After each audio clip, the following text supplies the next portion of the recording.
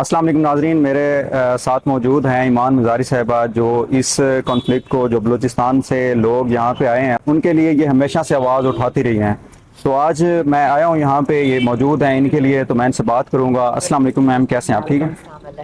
اچھا میم، آپ بھی یہاں پہ موجود ہیں اور یہ لوگ بھی کافی ٹائم سے یہاں پہ موجود ہیں. یہ سب کے سامنے ہو رہا ہے اسلام آباد میں، بالکل ایک مین جگہ یہاں پہ بیٹھے ہیں. تو ان لوگوں کا بیسیکلی کیا مطالبہ ہے، یہ کیا چاہتے ہیں؟ دیکھیں، یہ 34 دنوں سے آج ادھر بیٹھے ہوئے ہیں اور ان کے دو مطالبات ہیں. سب سے پہلے کہ جو بی وائی سی کی لیڈرشپ ہے، قیادت ہے، ڈاکٹر مارنگ بلوچ سمیت جو ٹوٹل بی وائی سی کی قیادت ہے، جو اب 5 مہینے ہونے جا رہے ہیں کہ وہ ناحق قید کیے گئے ہیں، ان کی فی الفور رہائی اور ان کے خلاف جو جھوٹے کیسز ہیں انہیں ختم کرنا. اور دوسرا کہ جو لاپتہ افراد ہیں ان کے لواحقین ادھر ان کی بازیابی کا مطالبہ کرنے آئے ہیں. اور یہ بھی مطالبہ کرنے آئے ہیں کہ یہ جو بلوچستان میں جبری گمشدگی کا، ماورائے عدالت قتل کا اور کل اینڈ ڈمپ پالیسی کا جو سلسلہ ہے اسے بند کیا جائے. اچھا، یہ بلوچستان سے ہیں اور بلوچستان میں جو حکومت ہے، صوبائی حکومت، وہ اپنے بلوچ لوگوں کی ہے، تو کیا وہ یہ اقدامات نہیں کر رہی ان کے لیے؟ کس نے آپ کو بتایا ہے کہ وہ یہی بلوچ لوگوں کی حکومت ہے؟ جس طرح پورے ملک میں الیکشنز ہوتے ہیں، اسی طرح بلوچستان میں اس سے بھی زیادہ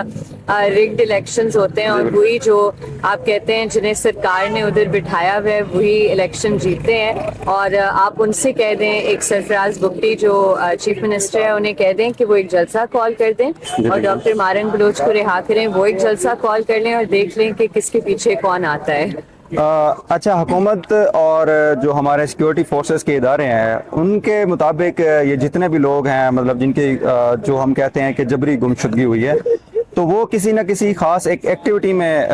جو ملوث ہوتے ہیں. اس وجہ سے ان کے پاس کوئی اور چارہ نہیں ہوتا، اس لیے ان کو جو ہے نا وہاں سے گرفتار کیا جاتا ہے، تاکہ ان کی جو آواز ہے، جو وہ سپورٹ کر رہے ہیں ٹیررسٹ کو، تاکہ ان کے خلاف یہ کام کیا جائے. تو اس کے بارے میں آپ کا کیا خیال ہے؟ یہ کتنی حد تک یہ بات سچ ہے؟ یہ سراسر جھوٹ ہے اور یہ وہی پروپیگنڈا ہے جو نازی جرمنی میں شروع ہوا تھا، جب جبری گمشدگی کی پالیسی نازی جرمنی سے شروع ہوئی تھی. اور اس وقت بھی وہ یہی جو کہتے ہیں نیریٹو ایڈوانس کرتے تھے، اور یہی جو آج فوج کا نیریٹو ہے، یہی نیریٹو لیٹن امریکن کنٹریز میں بھی وہ دہراتے تھے کہ جی نیشنل سیکیورٹی کے پرسپیکٹو سے ہم لوگوں کو جبرن لاپتہ کرتے ہیں. فیکٹ یہ ہے کہ جتنے بے گناہ لوگوں کو آپ جبرن لاپتہ کریں گے، اس سے جو بلوچستان کی انسرجنسی ہے اور جو وائلنس ہے وہ مزید فیول ہوگا، کم نہیں ہوگا. اور اگر آپ پرامن لوگوں کو، جس طرح ابھی ڈاکٹر عثمان قاضی کو لاپتہ کیا گیا اگست 12 اگست کو، اور ان کے گھر سے لاپتہ کیا گیا لوگوں کی موجودگی میں ان کے بھائی کے ساتھ. اب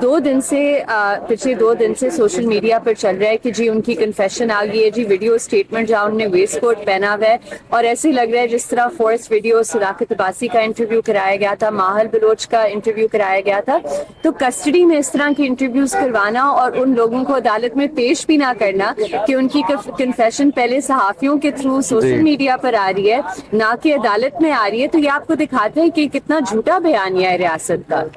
اچھا، ایک سمپل سی بات ہے جو ہر سمجھدار انسان کے مائنڈ میں آتی ہے کہ ایسا کون سا ان کا جرم ہے کہ لائک اسٹیٹ جو ہے نا ان کے ساتھ وہ کر رہی ہے، مطلب اور کسی کے ساتھ ایسا کیوں نہیں ہو رہا؟ لیٹس سپوز ایک ایگزامپل دے رہا ہوں، لیٹس سپوز میں اسلام آباد میں ہوں یا بلوچستان میں ہوں یا سندھ میں ہوں، مجھے جا کے فوج کوئی تھریٹ نہیں کر رہی، نہیں اٹھا رہی، میں اگر ایسے رہوں تو مطلب کچھ بھی نہ کروں، تو مطلب ایسی کون سی ان کے ساتھ فوج کی دشمن ہے کہ ان کو اٹھا کے فوج اپنی کسٹڈی میں لے کے رکھتی ہے؟ مطلب ایسا بیسیکلی یہ روٹ کاز کیا ہے اس چیز کا؟ روٹ کاز ہے 1948 میں جو ہوا تھا، جس طرح بلوچستان کو پاکستان کا حصہ بنایا گیا بندوق کی نوک پر. اور آپ نے جب وہ فرسٹ ویو آف انسرجنسی ہوئی، اس کے بعد اب I think 5th wave of insurgency چل رہی ہے، جس میں ایسی شدت آئی ہے جو پہلے ہم نے بلوچ کانفلکٹ میں نہیں دیکھی.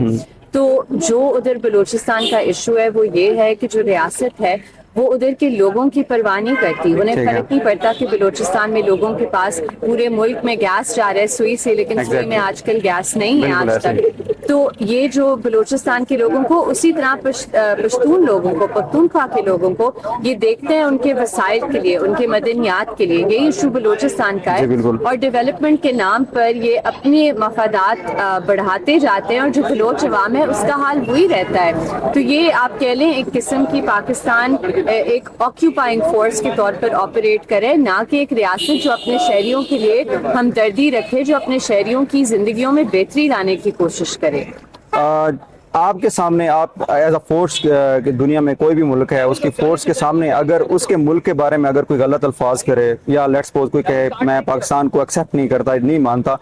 تو ایسی سچویشن میں ایک فورس کو کیا کون مطلب یہ کہتا ہے پاکستان میں تو یہ پہلے جاننا چاہوں گی یہ خواتین کہتی ہیں نہیں تو پھر کون کہتا ہے مطلب یہ لوگ وہیں سے ہوتے ہیں ابھی کون؟ جتنی بھی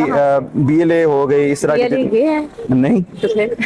اچھا یہ کیا سوال ہے اچھا ٹھیک ہے تو بی ایل ای سے آپ جا کر لڑے نا آپ کو کون روک رہے ہیں آپ جا کر انسرجنس سے لڑے جی۔ انسرجنسی کو کاؤنٹر کریں ہم تو جو بات کہہ رہے ہیں ہم کہہ رہے ہیں انسرجنس کے لیے آپ مزید ریکروٹمنٹ نہ جی، بڑھائیں بالکل۔ تو آپ بتائیں کہ ریاست خود اینٹی ریاست پروپیگنڈا کرے یا ہم جو کہہ رہے ہیں کہ فیڈریشن کی انٹیگریٹی پریزرو کرنی چاہیے پروٹیکٹ کرنی چاہیے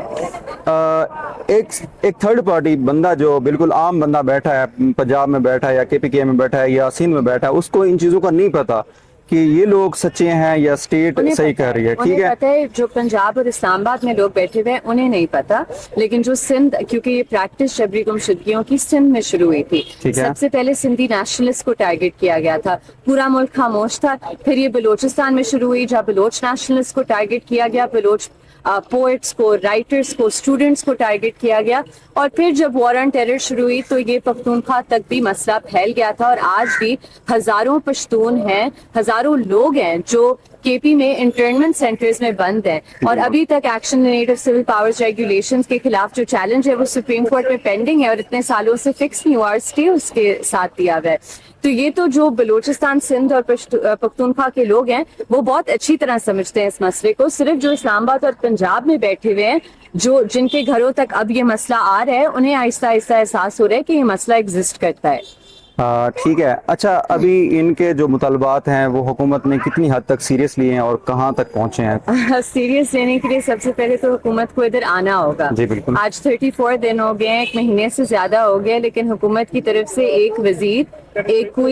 ایک بھی شخص حکومت کی طرف سے ان سے بات کرنے نہیں آیا تو آپ کو نظر آتا ہے کہ یہ جو پیغام بلوچ عوام کو دے رہے ہیں یہ بہت خطرناک پیغام ہے وہ کہہ رہے ہیں کہ آپ پاکستانی شہری نہیں ہیں ہماری مائیں بیٹیاں روڈ پہ ایک مہینے سے زیادہ بیٹھی ہوئی ہیں لیکن حکومت میں کسی میں اتنا احساس یا انسانیت نہیں کہ ایٹ لیسٹ آ کر ان سے پوچھ لیں کہ بہن آپ کو کیا تکلیف ہے آپ کیوں آپ اتنا سفر کر کے اسلام آباد آئی ہیں لیکن اگر یہ بیسک ایمپتھی نہیں ہے تو حل کرنا تو بہت دور کی بات ہے ٹھیک ہے اچھا ان کے لیے یہ کافی ٹائم سے بیٹھے ہیں ان کے لیے کھانے کا پروگرام اور رات کو مونسون کا موسم ہے ڈیلی بارش ہوتی ہے تو ان کا کس طرح گزارا ہوتا ہے دیکھیں یہ مینج کرتے ہیں اپنے آپ سے اور جو لوگ ہیلپ کرنا چاہتے ہیں وہ ادھر آ کر ہیلپ کرتے ہیں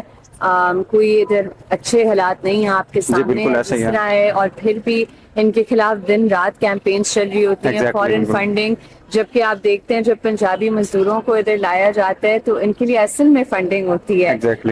تو یہ ایک عجیب سی چیز ہے جہاں آپ ظلم کرتے ہیں اور جو کہتا ہے کہ ہم ظلم کے خلاف آواز اٹھائیں گے اس پر آپ اور ظلم کرتے ہیں تو یہ ایک سائیکل ہے نیور اینڈنگ اور اگر ہم اسے ختم نہیں کرتے تو ہم وہی انجام کی طرف جا رہے ہیں جو ہم نے 1971 میں اس ملک کے ساتھ